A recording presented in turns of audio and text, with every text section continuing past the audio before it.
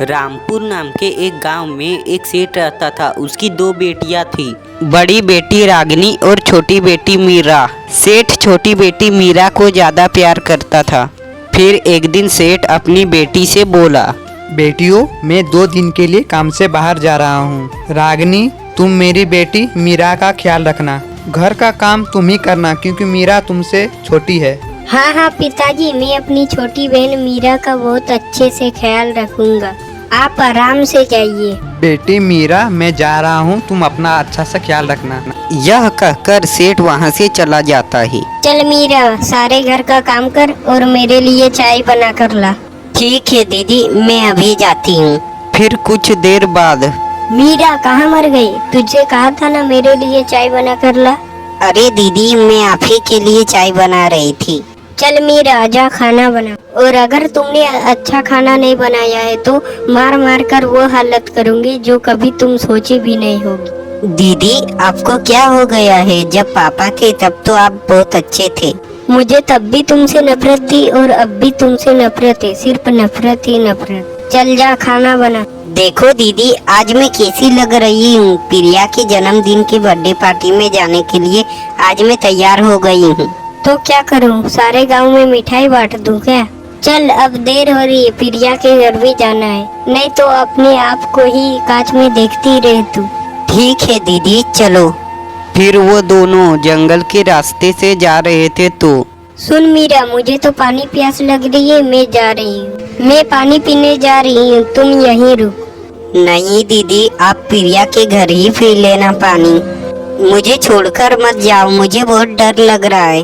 तू क्या चाहती है, मैं बिना पानी पिए मर जाऊँ? नहीं दीदी, मैं ऐसा नहीं कह रही थी। बस, अब मैं जा रही हूँ, तू यहीं रुक। तुम चुपचाप से यहीं खड़े रहो। फिर उसकी बहन उसे जंगल में पानी पीने के बहाने छोड़कर अपने घर वापस आ जाती। फिर धीरे धीरे शाम हो जाती है। फिर मीरा देखती है कि उसके पीछे एक डरावनी औरत आ रही है। हा हा हा, आज तो इंसान का मांस खाऊंगी मैं। फिर मीरा डर जाती है और भागते भागते एक गुफा के अंदर चली जाती है। वहाँ पर एक बहुत सुंदर सा पेड़ था और एक तालाब था। वह जादुई जंगल था। फिर उसे एक आवाज सुनाई देता है, मीरा, तुम बहुत ही सीधी और सरल लड़की हो। जादुई जंगल में सिर्फ सरल लड़की ही आ सकती है। अगर तुम्हें भूख लगी है तो तुम मेरे पत्ते तोड़कर तुम जो भी मांगोगी वो तुम्हें मिल जाएगा। पर मुझे तो वापस अपने घर जाना है। तुम वापस घर जा सकती हो इस तालाब को पार कर कर, परंतु तुम्हें एक व्यक्ति चाहिए जो नाव चला सके। फिर मीरा उस व्यक्ति को ढूंढने चली जाती है। मैं बहुत दिनों से भूखा हूँ, मुझे खाना चाहिए। अरे बाबा, आप कौन हो और आप इस जंगल में क्या कर रहे हो? बेटा, मैं एक राजवीर नाम का राजा हूँ, जो मैं अपनी एक गलती के कारण इस जगह में फंस गया हूँ और मुझे यहाँ से कभी बाहर जाने का रास्ता नहीं मिला। फिर मीरा उस राजा को लेकर अपने पेड़ के पास चली जाती है। मीरा, मैं इसी व्यक्ति का बात कर रहा था। यही तुम्हें नाव चलाकर अपने घर ले जाएगा। तुम और ये दोनों अपने घर जा सकती हो। जादुई पेड़ जी, पर मैं अपने असली रूप में कैसे आ पाऊंगा?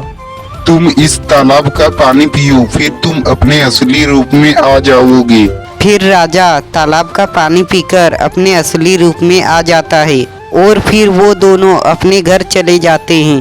पिताजी, मैं वापस घर आ गई। अरे बेटी, तुम कहाँ गई थी? तुम्हें पता है ना मैं कितना परेशान हो जाता हूँ तुम जब कहीं जाती हो तो। तुम्हारी बहन ने तुम्हारे साथ क्या कुछ किया? नहीं पिताजी, इसमें दीदी की कोई गलती नहीं है। मैं इस राजा की वजह से वापस घर आ गई हूँ।